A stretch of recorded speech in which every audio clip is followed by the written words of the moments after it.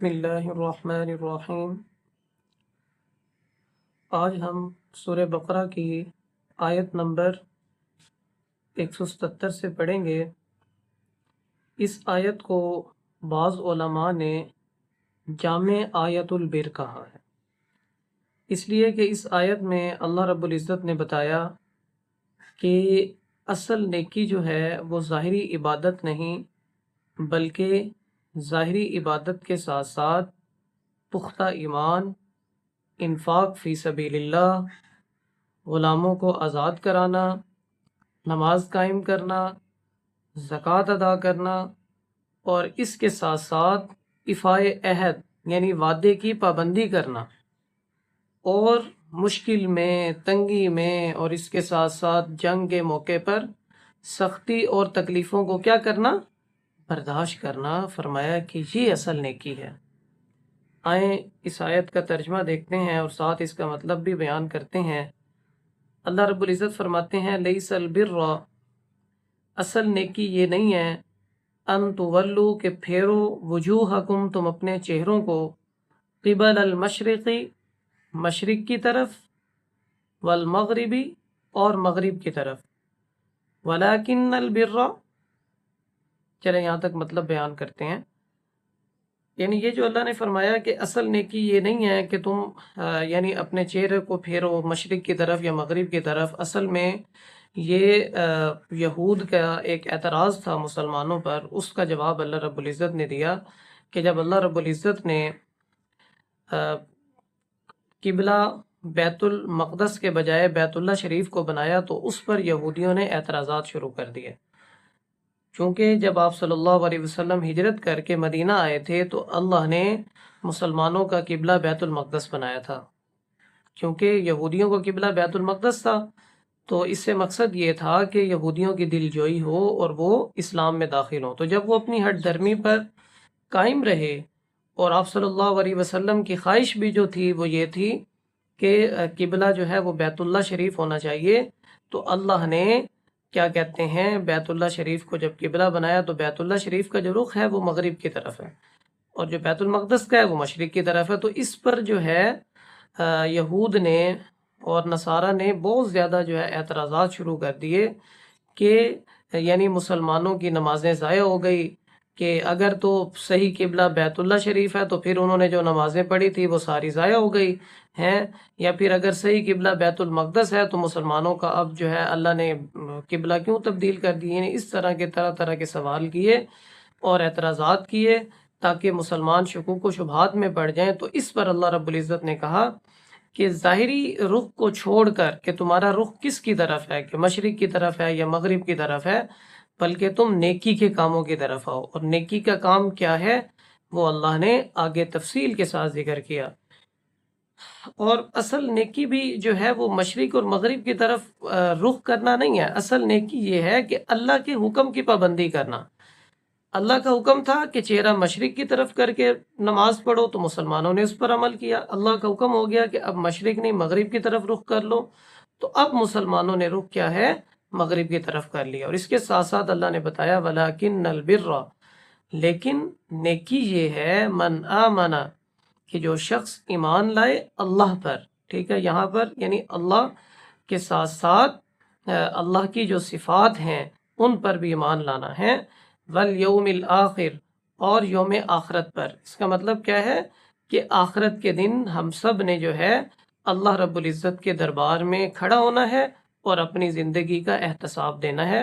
اللہ رب العزت ہماری زندگی کا احتساب کریں گے کہ جو اللہ نے ہمیں زندگی دی ہم نے اس کو کن کاموں میں خرچ کیا۔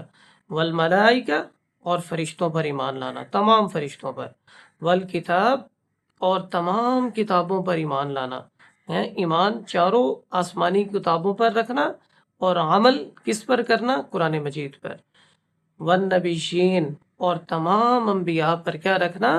ایمان رکھنا، ٹھیک ہے، اور قابل عمل سنت کس کی؟ وہ آپ صلی اللہ علیہ وسلم کی۔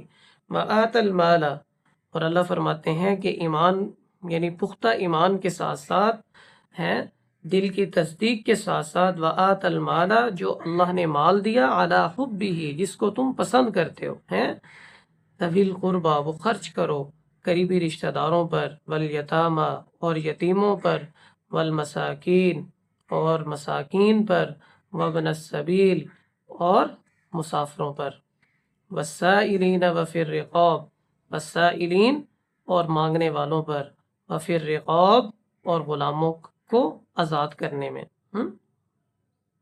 ذی القربہ آسان سی بات ہے، یعنی قریبی رشتہ دار، بہن بھائی ہیں، ان پر مال خرچ کریں ہیں۔ اور اسی طرح والیتامہ یعنی جو نفلی صدقات ہیں وہ تو کسی پر بھی ہو سکتے ہیں، لیکن جو کیا کہتے ہیں زکوٰۃ ہے وہ یعنی جو اصول اور فروع ہیں ان کے علاوہ کسی پر بھی جو ہے وہ خرچ کر سکتے ہیں۔ اصول و فروع میں، اصول میں یعنی والدین آ جاتے ہیں، پھر دادا پر دادا ہیں، اور اسی طرح دادی نانی پر نانی، اور فروع میں کیا آ جاتا ہے یعنی بیٹا پوتا، پھر ان کی اولاد وغیرہ وغیرہ۔ والیتامہ یتیم کس کو کہتے ہیں کہ جو نابالغ بچہ ہو اور اس کا سرپرست جو ہے وہ اس دنیا سے چلا جائے، چاہے وہ سرپرست والد ہو، چچا ہو، کوئی بھی ہو، اور اب وہ محتاج ہو جائے تو اس پر مال خرچ کرنا۔ والمساکین، مسکین اس شخص کو کہتے ہیں کہ جو رزق حلال کماتا ہو، محنت مزدوری کرتا ہو، لیکن اس کے باوجود اس کے جو بنیادی ضرورتیں ہیں وہ پوری نہ ہوتی ہیں، اس پر خرچ کرنا۔ وابن السبیل، مسافر پر خرچ کرنا، کہ وہ کسی شہر میں آیا ہوا تھا اور اس کا نقصان ہو گیا اور اس کے پاس کرایہ نہیں ہے، یا کسی بھی طرح کا اس کو کھانا کھلانا وغیرہ وغیرہ۔ والسائلین اور مانگنے والوں پر مال خرچ کرنا، ٹھیک ہے۔ اور آج کل جیسے ہمارے ملک میں جو ہے اس کو پیشہ بنا دیا گیا ہے، تو کوشش کرنی چاہیے کہ ان سے محبت کے ساتھ ان سے معذرت کر لینی چاہیے۔ ہاں کچھ کھانے پینے کی دے سکتے ہیں تو وہ دے دیں، پیسے نہ دیں۔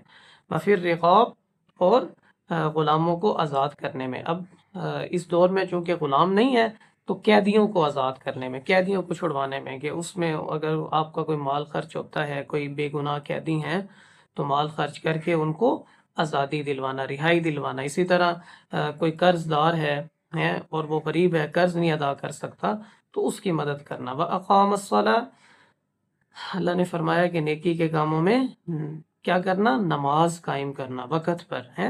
جیسے آپ صلی اللہ علیہ وسلم نے فرمایا کہ سب سے پہلے قیامت کے دن نماز کے بارے میں پوچھا جائے گا، جس کی نماز پوری ہوگی اس کے باقی اعمال بھی کیا ہوں گے، پورے ہوں گے۔ وَآتَ الزَّکَاۃَ، اور کیا کرنا، زکوٰۃ ادا کرنا ہے۔ اور جو زکوٰۃ نہیں ادا کرتے ان کے بارے میں بھی جو ہے بہت زیادہ وعیدات آئی ہیں، جیسے قرآن پاک میں اللہ نے فرمایا یوم یحمى علیہا فی نار جہنم فتقوی بہا جباہہم، کہ جو لوگ سونے اور چاندی کو جمع کرتے ہیں اور اس کو اللہ کے راستے میں خرچ نہیں کرتے، قیامت کے دن اللہ رب العزت ان کے پہلوؤں کو داغیں گے آگ کے ساتھ ہیں، جباہہم پیشانیوں کو ہیں، وجنوبہم ان کے پہلوؤں کو، وظہورہم اور ان کی پیٹھوں کو ہیں۔ اور اسی طرح دوسری جگہ فرمایا والذین یکنزون الذھب والفضة ولا ينفقونها فی سبیل اللہ، اور جو سونا اور چاندی جمع کرتے ہیں اللہ کے راستے میں خرچ نہیں کرتے، فبشرهم بعذاب علیم، ان کے لیے اللہ کے پاس کیا ہے، دردناک عذاب ہے، ان کو دردناک عذاب کی خبر دے دو، ٹھیک ہے۔ تو نماز اور زکوٰۃ یہ کیا ہے، اسلام کے ارکان میں سے ہیں، اور دونوں کو جو ہے پورا کرنا ضروری ہے، اگر نہیں کریں گے تو اللہ کے عذاب کے مستحق ہوں گے۔ والموفون بعہدہم اذا عاہدوا، اللہ فرماتے ہیں کہ پورا کرو اپنے وعدوں کو، اذا عاہدوا جب تم معاہدہ کرو، وعدہ کرو ہیں۔ اور وعدہ پورا کرنا یہ اللہ نے بتایا کہ یہ بہت بڑی نیکی ہے، اور جو وعدہ پورا نہیں کرتا، وعدہ خلافی کرتا ہے، تو حدیث میں آپ صلی اللہ علیہ وسلم نے فرمایا کہ یہ کس کی خصلت ہے، منافق کی، یعنی اس شخص کو منافق کہا گیا ہے کہ جو وعدہ خلافی کرتا ہے۔ پھر فرمایا والصابرین فی البأساء والضراء، اور صبر کرنا فی البأساء سختی میں، والضراء اور تنگی میں، ٹھیک ہے۔ وحین البأس، اور جنگ کے موقع پر، کہ جب کوئی تکلیف پہنچے ہیں، کوئی زخم پہنچے، زخمی ہو جائے، یا جان بھی اللہ کے راستے میں قربان کرنی پڑے کفار سے لڑتے ہوئے، تو اس میں صبر کرنا۔ پھر صبر کے لیے اللہ نے بہت زیادہ اجر رکھا ہوا ہے، پیچھے تفصیل کے ساتھ بات ہوئی کہ اللہ بھی اس پر سلامتی بھیجتے ہیں، فرشتے بھی اس کے لیے دعا کرتے ہیں اللہ سے ہیں۔ تو اللہ رب العزت نے جو ہے صبر کرنے والوں پر اور صبر کرنے والوں کے لیے بڑی فضیلت رکھی ہے۔ پھر فرمایا اولئک الذین صدقوا، یہی لوگ سچے ہیں، واولئک هم المتقون، یہی لوگ پرہیزگار ہیں، یہی لوگ نیک ہیں۔ یعنی نیکی یہ نہیں ہے کہ بس اسی یعنی بحث میں پڑ جاؤ کہ قبلہ کیا ہے تو ہم کس کی طرف منہ کر کے نماز پڑھتے ہیں، یا صرف ظاہری عبادات کر لو تو انسان نیک نہیں بن جاتا، بلکہ عبادت کے ساتھ ساتھ ان تمام چیزوں کا کیا رکھنا، خیال رکھنا، یہ نیکی ہے۔ وما علینا الا البلاغ۔